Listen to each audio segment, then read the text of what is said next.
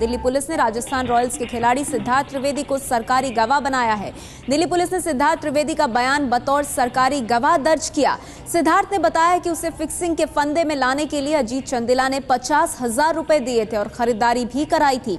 IPL खत्म होने के बाद पैसे अजीत ने कहा कि तुमने कुछ नहीं किया, इसलिए पैसे वापस करो। 1 लाख सिद्धार्थ ने वापस किए और खरीदारी के पैसे भी वापस किए। राजस्थान रॉयल्स के खिलाड़ी हैं Siddharth Trivedi. Spot fixing case में अब वो सरकारी गवाह बन गए हैं। सिद्धार्थ त्रिवेदी से दिल्ली पुलिस ने पूछताछ की है और इसके साथ ही ये मुसीबत बन चुका है श्रीशांत एंड कंपनी के लिए। पुलिस को उम्मीद है कि सरकारी गवाह बनने के बाद सिद्धार्थ त्रिवेदी के और कई बड़े खुलासे होंगे। स्पॉट फिक्सिंग केस में सिद्धार्थ त्रिवेदी से दिल्ली पुलिस ने की है पूछताछ। राजस्थान रॉयल्स के खिलाड़ी सिद्धार्थ त्रिवेदी बन गए हैं सरकारी गवाह। स्पॉट फिक्सिंग में उनके सरकारी गवाह बनने के बाद पुलिस को कई राज और खुलने की उम्मीद है।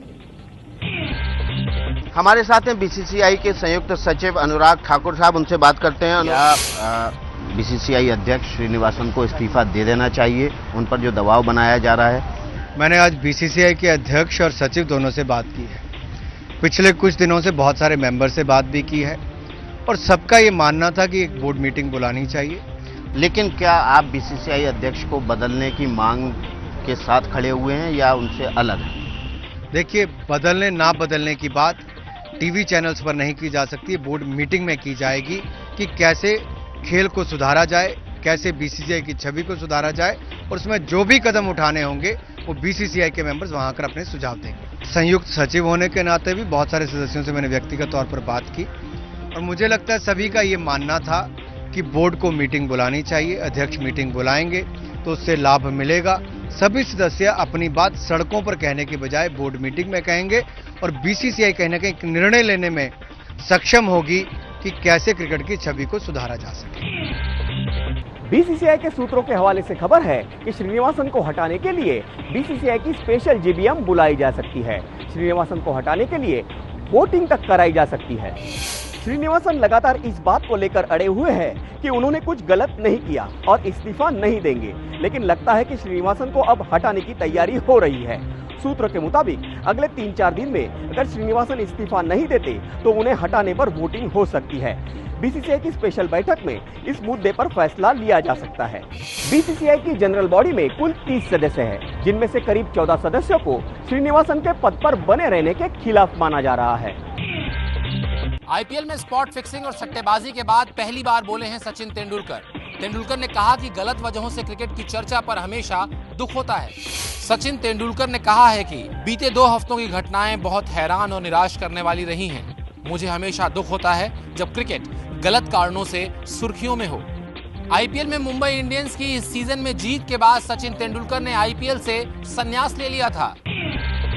पूर्व क्रिकेटर नवजोत सिंह सिद्धू ने आईपीएल में स्पॉट फिक्सिंग से कन्नी काट ली है। आज वो दिल्ली में थे, तब हमने उनसे बात करने की कोशिश की इस मसले पर, लेकिन उन्होंने साफ तौर पर इनकार कर दिया कि वो इस मसले पर कुछ भी नहीं बोलना चाहते हैं। बीसीसीआई अध्यक्ष श्रीनिवासन के इस्तीफे की भी मांग उठ रही है। हालांकि दोनों ही सवालों को टालते हुए नवजोत सिंह सिद्धू अपनी गाड़ी में बैठकर दिल्ली से रवाना हो गए।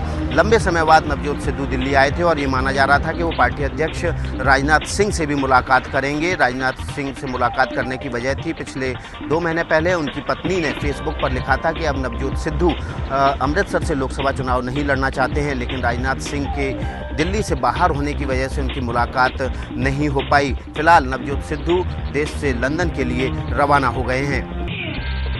फिक्सिंग विवाद के बीच बीसीसीआई के कोषाध्यक्ष अजय शिर्के ने कहा है कि अगर वो श्रीनिवासन होते तो जांच पूरी होने तक वो इस्तीफा दे देते। बीसीसीआई के कोषाध्यक्ष अजय शिर्के ने कहा है कि अगर वो श्रीनिवासन की जगह होते और उनके दामाद गिरफ्तार हो जाते तो वो जांच पूरी होने तक इस्तीफा दे देते। यही नहीं, शिर्के अपने पद से इस्तीफा देने का भी मन बना रहे हैं। शिर्के ने कहा है कि अगर बोर्ड इसी तरह अपनी जिम्मेदारी से बचता रहा तो उनके लिए पद पर बने रहना मुश्किल होगा। मेरा स्टैंड अगर आज आप कोई भी अखबार निकाल के देखेंगे तो उसमें मेरा स्टैंड काफी क्लियर है, तो उसके बारे में दोबारा वही बात दोहराना में कोई मेरे को ये नहीं। शिर्के का कहना है कि हर पल नए नए खुलासे हो रहे हैं, लिहाजा अभी कुछ दिन वो इंतजार करेंगे। प्रधानमंत्री मनमोहन सिंह ने कहा है कि सोनिया गांधी से उनके कोई मतभेद नहीं है। सोनिया से मतभेद की खबरों पर प्रधानमंत्री ने आज पहली बार सफाई दी है। कांग्रेस अध्यक्ष सोनिया गांधी से मतभेद की खबरों को नकारते हुए आज पीएम मनमोहन सिंह ने साफ किया कि सोनिया से उनकी सभी मुद्दों पर बात होती है। Well, I can say in all truthfulness that there is no difference of opinion between me and the Congress president. We work together in almost every issue where consultation is needed. I consult the Congress president, and therefore this perception that on certain issues there were differences of opinion, there is no truth in that. Gujarat के मुख्यमंत्री नरेंद्र मोदी ने UPA सरकार के विज्ञापन भारत निर्माण हक है मेरा पर चुटकी लेते हुए कहा है किसको भारत निर्माण शक है मेरा कहना चाहिए। यूपीए सरकार के विज्ञापन पर गुजरात के मुख्यमंत्री नरेंद्र मोदी ने कांग्रेस को घेरने की कोशिश की। अहमदाबाद में एक कार्यक्रम के दौरान नरेंद्र मोदी ने कहा कि उन्हें कांग्रेस के भारत निर्माण पर शक है। कांग्रेस पार्टी दिल्ली में बैठेली सरकार अरबों खरबों रुपया खर्चीने जाहेरात आपे छे અને નાગરિક કહે છે આ હક હે મેરા મારું વાક્ય ખોટું છે ખરેખર તો લખવું જોઈએ શક હે મેરા। मोदी की टिप्पणी पर कांग्रेस प्रवक्ता शकील अहमद ने कहा है कि मोदी देश भर में घूम घूम कर जिस तरीके से झूठ बोल रहे हैं उस पर कोई शक नहीं है। गुजरात के मुख्यमंत्री नरेंद्र मोदी पर कांग्रेस ने किया है पलटवार।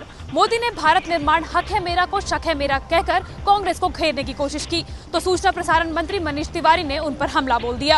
सूचना प्रसारण मंत्री मनीष तिवारी ने ट्वीट किया है, जिनकी सियासत शक, शरारत और षड्यंत्र पर आधारित हो वो हर पर आधारित रचनात्मक राजनीति को कैसे समझेंगे। सूचना प्रसारण मंत्रालय की तरफ से ही चुनावी साल में भारत निर्माण की मुहिम लॉन्च की गई है।